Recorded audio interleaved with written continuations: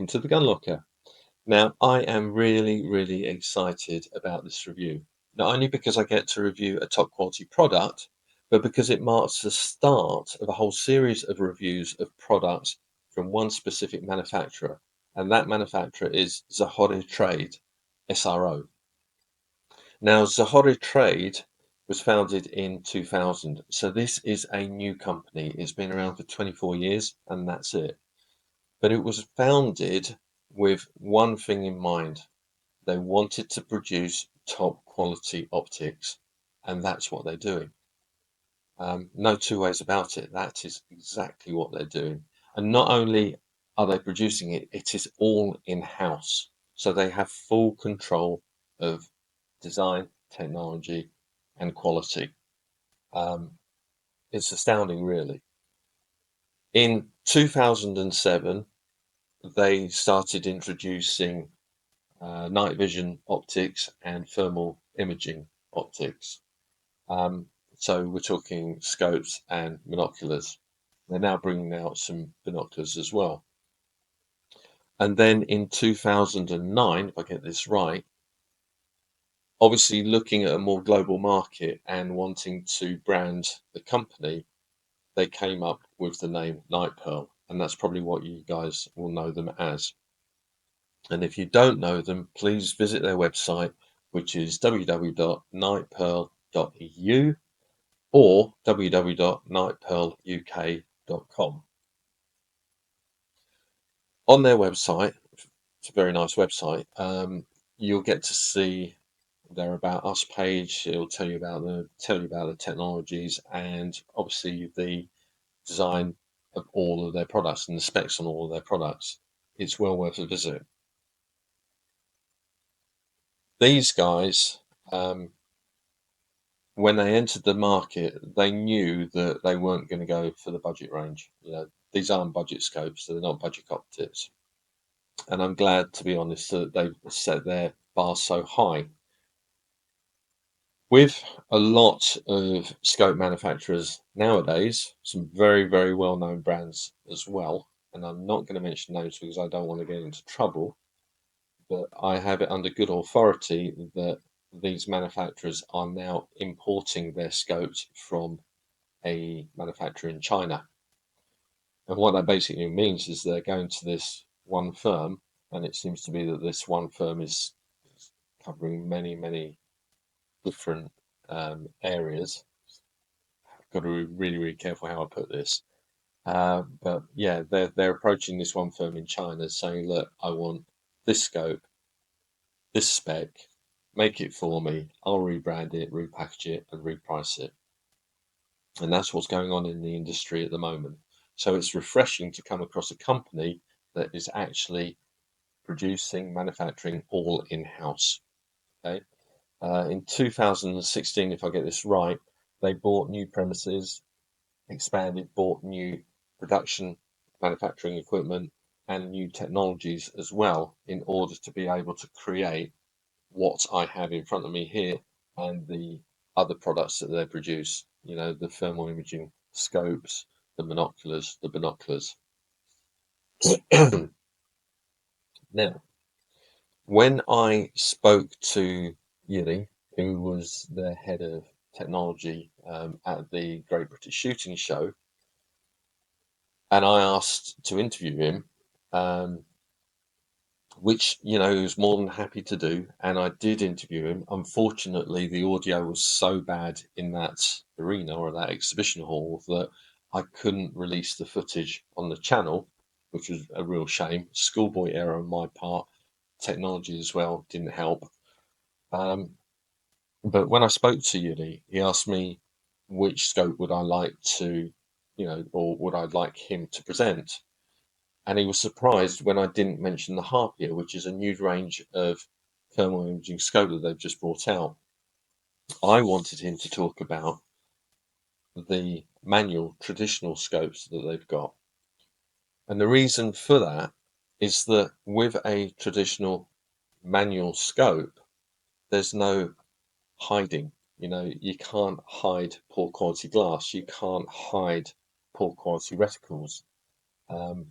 If the glass is poor, If the quality is poor, it affects the clarity of the image that you see. It affects how much light goes down the tube. If the reticle is too thick, then it covers too much area of the target at distance, so you can't accurately pinpoint the shot. Obviously, if the reticles are sloppy and you don't get that crisp adjustment, then you've got issues as well. Same with parallax, same with illumination, same with the zoom. So he knew exactly where I was coming from, and in fairness, at that point, he just kind of completely opened up, and it was a great interview. I'm just so annoyed with myself that I didn't get to release it. But hey, maybe I'll get a chance to do that again. Now, what I will say, and I'm going to say this from the off, is that I'm so impressed with their products and with their ethics, or ethos, that what I've done is I've created a website that's attached to the GunLocker. So it's called www.thegunlocker.store, and I will be selling their optics going forwards. Now, the website is live at the moment, although I would recommend you look at it via a PC and not a mobile device, purely because it's not been properly sized up yet. That's all going to be happening over the next few days, so hopefully everything will be all right. And by the time I release this video, it may well be that it's already been sized, but apologies if it hasn't. Um, and on that site, obviously, I'm going to be showcasing and selling Night Pearl's products. Obviously, that brings the question, am I going to give you an honest, unbiased review? And I can say hand on heart, truthfully, that yes, I am. I hope that you've seen enough of my videos now to understand that I don't hold back. I call a spade, and if I don't like something, I will, I'll tell you about it, that's for sure. So, for those keyboard warriors out there that basically say, yeah, what a load of crap, you're just trying to push a product, what I will say is this: one, if you don't believe me, fine, you can go to another channel. It's no skin off my nose. I'm just telling the truth. And two, if you don't believe me, you're not going to purchase the product, so it's not going to cost you anything. So again, bye bye. Okay. I hate to be like that, but do you know what? I have received so much flack on my past videos for just simply stating the truth and stating stuff that maybe people don't like because they bought that product.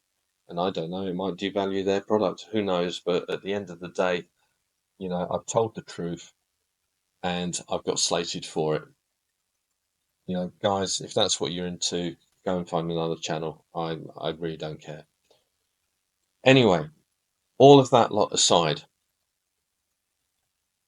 with regards to these optics, if you do want to visit my website, you're more than welcome to. As I say, it's www.thegunlocker.store. You'll be able to see Night Pearl's products on there.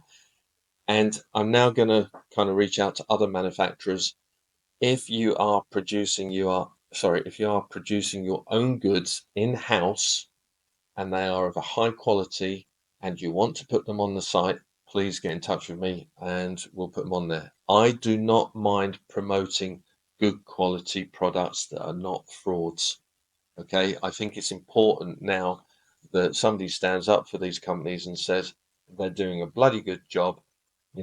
Let's support them the best way we can. Unless, of course, you're into cheap tat that will last you 6 months or 12 months if you're lucky, and you don't mind paying again and again and again. That if that's your bag, then hey, fine. But if you want to buy quality, you've got to encourage people to produce quality. Yeah, that's the way that I look at it. Anyway, all of that lot aside, let's talk about this scope because that's why we're here. In front of me is the 4.5 by 27 to 56. Sorry, 4.5 to 27 by 56 I Manul M6 series scope.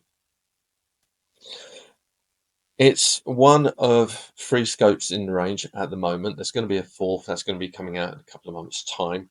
The scope is an MRAD scope. This one is. The others are MOA scopes. It's not cheap. Um, you know, I'm not going to beat about the bush. This one, being the flagship of their traditional scopes and being the size that it is currently priced at £749. So again, it's not a budget scope. Neither is it the thousands of pounds that you can pay on scopes. Okay, uh, but the cheapest of the range is the Manul M6 1 to 6 by 24i, and that's coming in at £579. I'm going to put some images on screen now so you'll be able to get to see it. And what I'll probably do as well is pull up all the tech specs for them as well so I don't mislead you in any way. Uh, the in-between scope, so between the 1 to 6 and this one, is the 2.5 to 15 by 50, and that's coming in at £649. Now, I made a bit of a boob. Basically, I thought that Manul, as in Manul M6, I thought that Manul was the Chechen equivalent of manual, and I got it so wrong. Manul is basically a small wild cat that lives in the forests in Europe, I believe. It's a Palacis cat, and I'll pop an image up. And it all kind of makes sense now because I wondered why on earth did they call this scope a manual scope when all their other products have got fancy names like Harpia or Volturus. And it wasn't until I just double checked to make sure that I'm getting this information to you correctly that I found out that Manul is actually a small wild cat. And it's apt. It really is. We're in the hunting scene. It's a predator. This is a predator. Hey, you know, it works. It certainly works. So live and learn every day. And that's me even, wanting to push their products. um, what can I tell you about it? Well, if I go over to the tech spec page, this scope is 392 millimeters long and it weighs in at 1036 grams. Now, when you buy the scope, you're going to have to get your own mounts. Within the box, which is a very nice box, you get a substantial manual. You get a nice tool here for the reticles.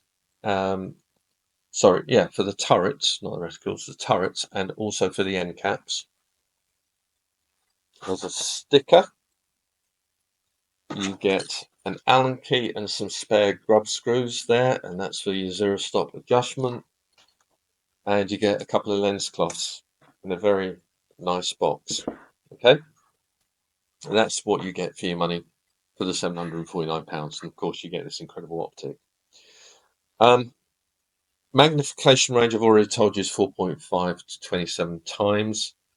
The zoom, it has a 6 times zoom facility within it, and the main tube is 30 millimeters.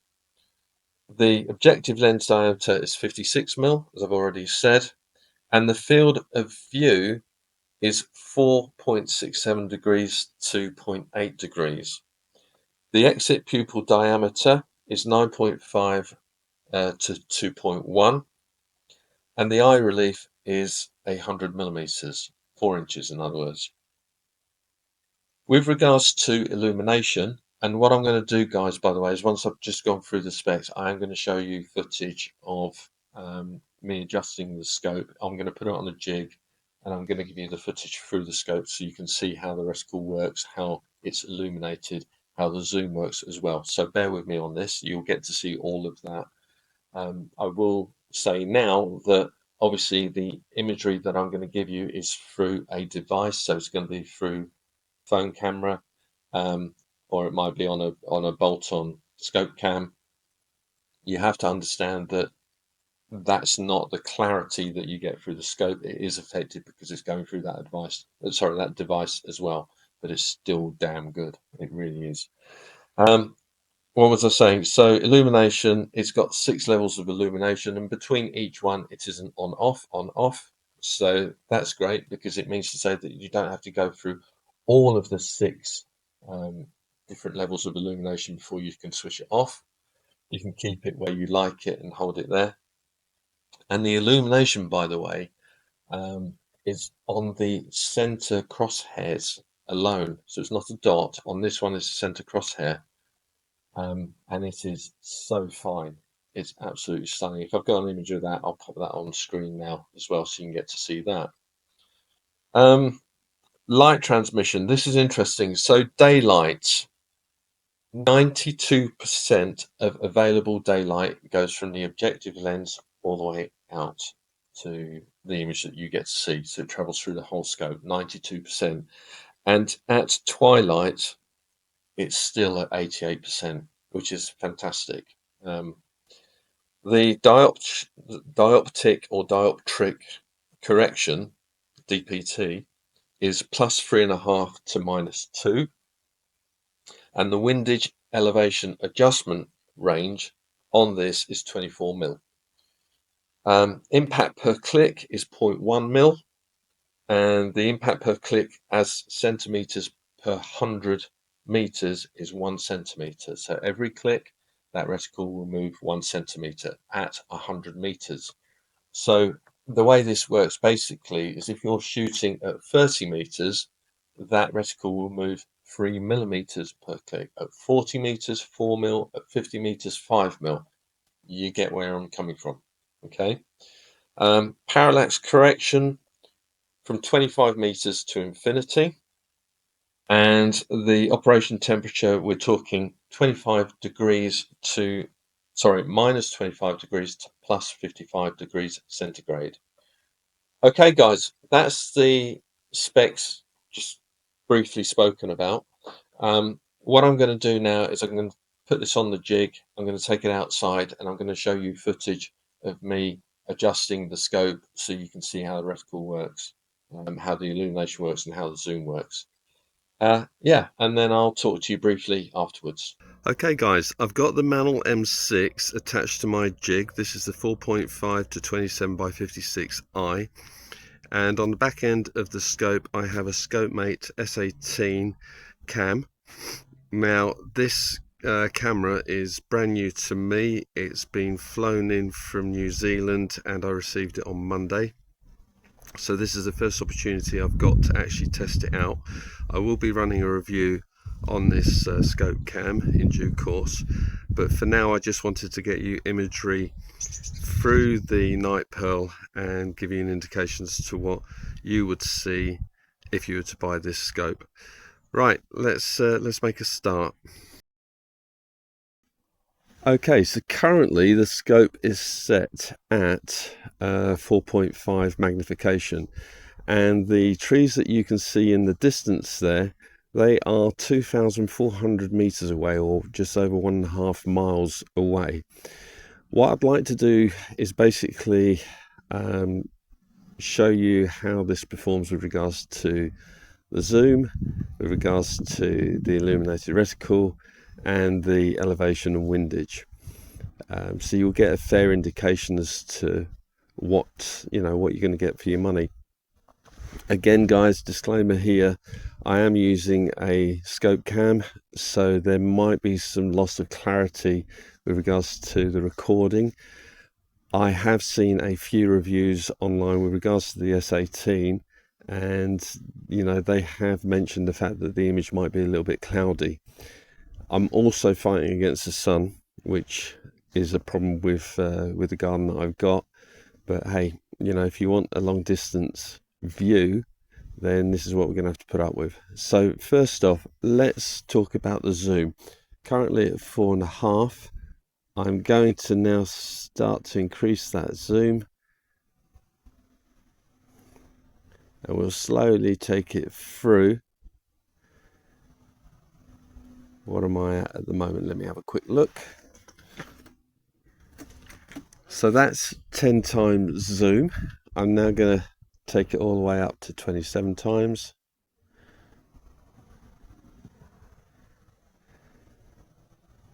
We've still got a bit to go.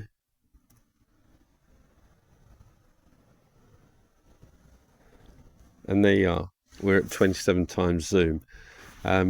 Again, bear with me. I am struggling to see through the scope because I'm blinded by the sun coming in now from my right hand side.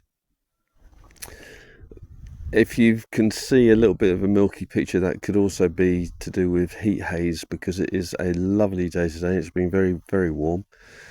So there we go. That's the zoom. I'm going to bring it back out again. So let me just go the other way now. And it is very smooth. There is no kind of grinding or any metal on metal. It's just silky smooth. What I will say though is you do need to apply a bit of pressure to make that zoom move, but that's to make sure that it doesn't actually move whilst you're using it. So what are we at the moment? So we're about 6 times zoom there. And what I'd like to do is mess about with the parallax adjustment a little bit. So I'm going to take it from one end to the other. So this is bringing in the near bushes, and hopefully you can see that's a fairly clear image there. And then we'll take it all the way back out to infinity again. Now if I move that onto, say, some branches, you might be able to get a clearer picture. So I'm just going to shift that over now. And again, bear with me because I'm really trying to sort this out. I think that I am round about there. That, my picture looks pretty good. And bring that a little bit more. Yeah, I think that's a fairly nice picture.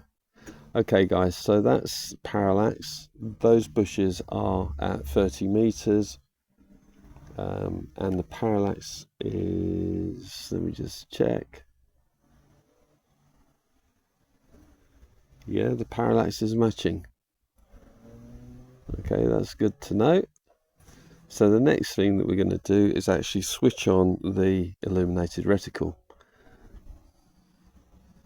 So that's come on there, and you can see that that's lit up. Now, again, that's at number 5. Let me just go and see if I go the other way. So that's at number 6, which is the most illuminated that it can go. And bear in mind, guys, again, we're in full sunlight, and the sunlight is coming into the scope. So that's at 6, off, 5, off, 4, 3, 2, and it's barely visible now at 2. But again, these things are designed for twilight to almost dark, and that's where the reticle really start to show. So we're going to take that back up. 4, we're on 5, and we're back onto 6. Okay, and as you can see, it's the center cross of the reticle that's actually illuminated very, very cleanly. It doesn't obscure the target in any way, shape or form. So yeah, quite nice. What I'm going to do now is I'm going to swing the scope back over, so we're looking at distance, just to get you a better field of view. Okay, and we're going to zoom right in again. Let me take that the other way. So we zoom right in, and then we're going to adjust the parallax.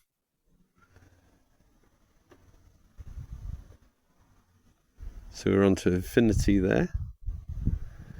And now what we're going to do is play around with the elevation and the windage. So elevation first.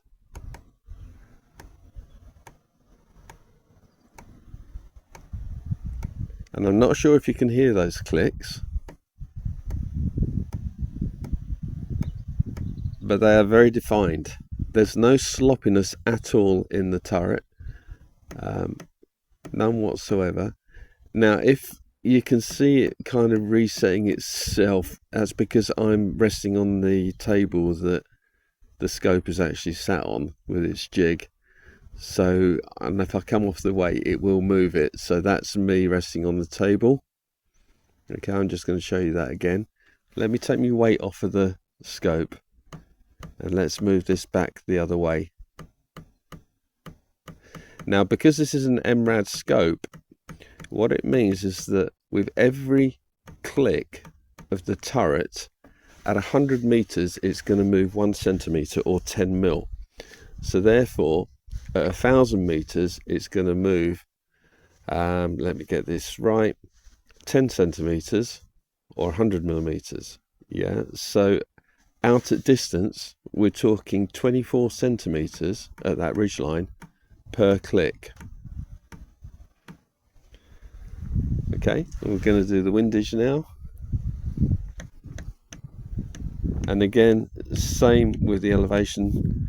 Every click is precise. It's not sloppy. And you're not waiting for the scope to catch up. I'll take that back down again. Oh, I always do it the wrong way after all these years.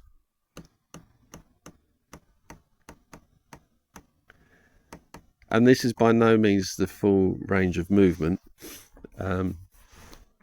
What we could do, I guess, is take it all the way one way. So I'm just going to wind that all the way down. So you get a full range of movement.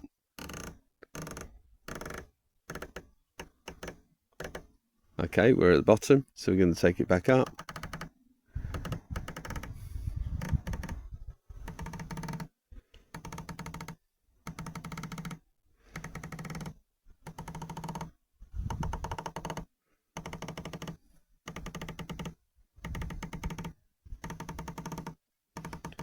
It's got quite a lot of movement on this scope.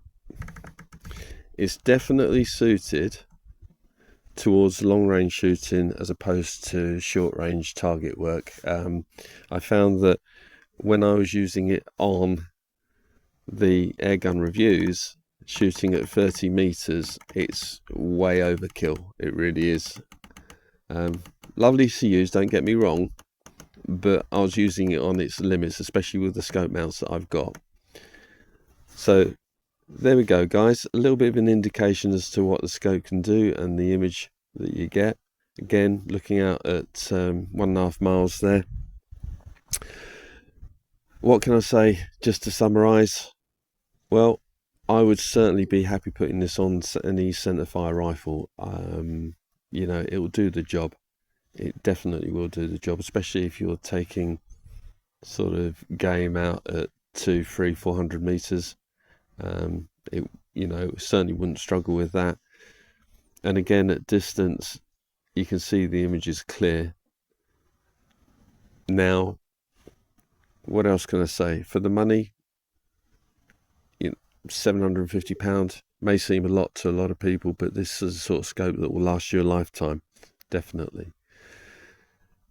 Would I have it? Yes, I definitely would buy it. And am I happy to promote it? Yeah, for sure. I think they've done a cracking job with this scope. Anyway, that's enough from me for now. As always, you guys, please take care if you're out shooting. Shoot safe, be safe, and I'll catch you on the next one. Bye for now.